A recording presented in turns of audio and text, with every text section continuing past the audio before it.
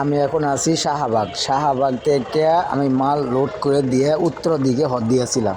উত্তরে আওয়ার সময় দেখেন অবস্থাটা কী কর বাবা।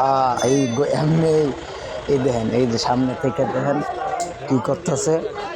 এই ওই যে গাড়ি ঘুরতেছে সামনে দিয়ে, রিক্সা ঘুরতেছে, মানুষের আসলে মানুষ যাওয়ার রাস্তা নেই ভাই। এসব গাড়ি কেমনে যাইবে, আমাদের গাড়ি যাইবো কেমনে?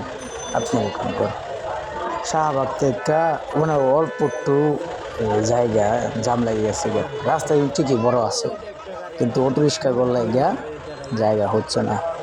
এই যে দুই সাইড দিয়ে অটো রিক্সা খাড়ায়, অটো খাড়ায়া ই করে যাত্রী নামা যাত্রী তুলে, আর আমরা ভোগান্তি হইতে হয় আমাদের। দেখেন আমি এই জায়গায় নির্মল আধা ঘন্টা 20 মিনিট মতন খাড়া ছিলাম। মানে জাম না এই জায়গায়, হালকা জাম, আবার সাইড দিয়া ফুটপাথও দখল করা। কি আর কমু ভাই, এইসব মানে অল্প একটু জায়গা, এই জায়গাটা জাম লাগিয়ে থাকে কোন।